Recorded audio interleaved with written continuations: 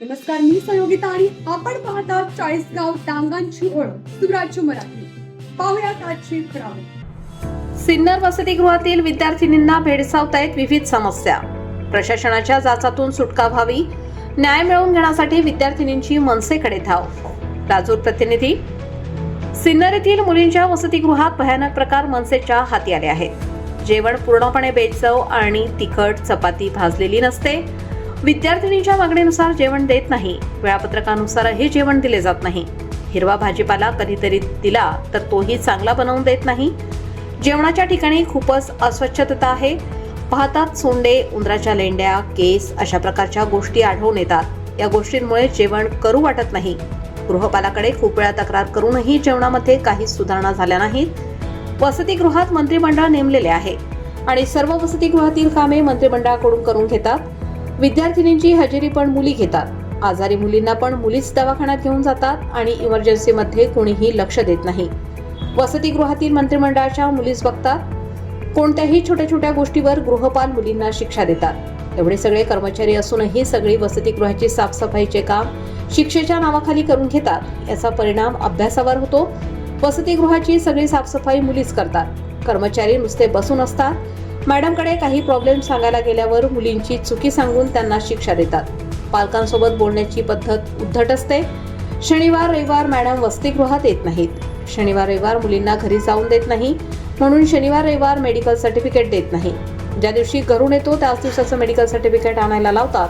त्यात खूप मुली लांबच्या आहेत, त्यामुळे एका दिवसात आणणं शक्य होत नाही. यावरूनही विद्यार्थिनींना शिक्षा दिली जाते.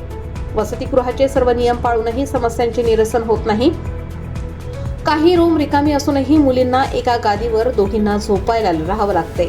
रूममध्ये बेड नाही आणि मुलींना खाली झोपायला लागते. भंडारगृहात गाद्या असूनही त्यांना देत नाही. काही छोट्या छोट्या चुकांवरूनही ऍडमिशन रद्द करेल अशी धमकी देतात. पालकांना जर फोन केला तर धमकी देतात. घरी जायला यायला मुलींचे आई किंवा वडील लागतील असं सांगितले आहे आणि सख्खा भाऊ किंवा बहिणीसोबत पण सोडत नाही. 18 मुलींनी त्यांच्या आई वडिलांचा घरी जाण्याचा स्टॅम्प दिलेला असूनही घरी सोडत नाही. वसतिगृहात कॉम्प्युटर असूनही मुलींना वापरायला देत नाही. कॉम्प्युटर स्टोर रूम मध्ये ठेवून दिले आहेत. मुलींना प्रोजेक्टच्या कामासाठी लागत असतात. त्यांनी मागितल्यावर त्यांना दिले जात नाही. लायब्ररीमध्ये नवीन पुस्तके मागवलेले नाही आणि जुने पुस्तके मागितल्यावर वेळेवर देत नाहीत. फक्त सोमवारीच पुस्तक देतात, तेही त्यांना वेळ असेल तरच देतात. आठवडाभर लागेच मागून घेतात. मुलींचे काही ऐकून घेत नाही.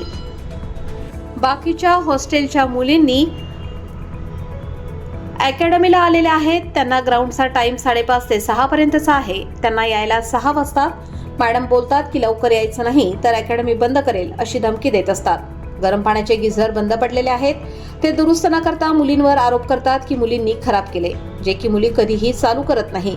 रूम मधल्या बाथरूमची लाईट बऱ्याच दिवसांपासून बंद आहेत. मुली महिन्याभरापासून सांगत आहेत तरी पण अजूनही लाईट लावली नाही.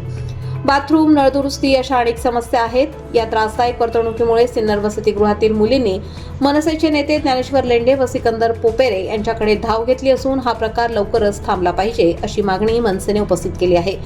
याबाबत विद्यार्थिनींच्या मुख्य उपस्थितीत आदिवासी विकास भवन नाशिक येथे सह आयुक्त किल्लेदार मॅडम संतोष ठुबे यांच्यासोबत चर्चा केली व विद्यार्थिनींच्या तक्रारीच्या अनुषंगाने महाराष्ट्र नवनिर्माण सेनेच्या वतीने निवेदन दिले.